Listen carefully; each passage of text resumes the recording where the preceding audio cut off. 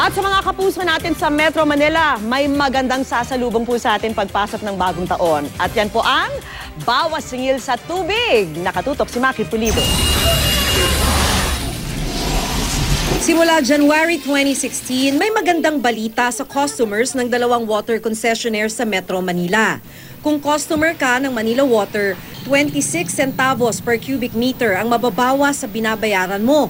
Kaya kung kumokonsumo ka ng 30 cubic meter kada buwan, 6 pesos and 37 centavos ang bawas singil. Sa Maynilad customers, 19 centavos per cubic meter ang rollback. Sa 30 cubic meters kada buwan na konsumo, 5 pesos and 3 centavos ito na bawas. If you're a household who will save every penny that you have, each penny will count. Bahagi ng rollback sa Manila Water ang naipanalong kaso ng MWSS na hindi dapat consumers ang nagbabayad ng buwis o corporate income tax nila. In the case of Manila Water, we are implementing the 11.05% decrease in their basic charge, which is implemented in 5 tranches.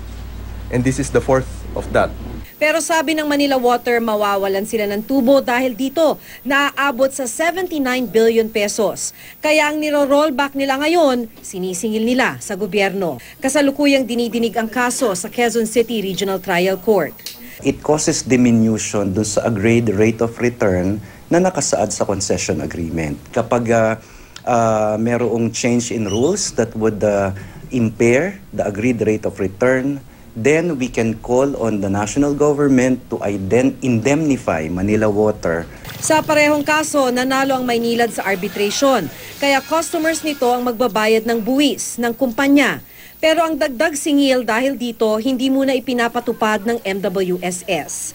Para naman sa may maliit na negosyo tulad ni Boy at Makasait, good news na rin na may rollback sa Enero. Kahit na masyadong maliit siya, hanggat makakatipid kami in any way or form, okay lang, pwede na sa amin. Maki Pulido, Nakatutok, 24 Oras.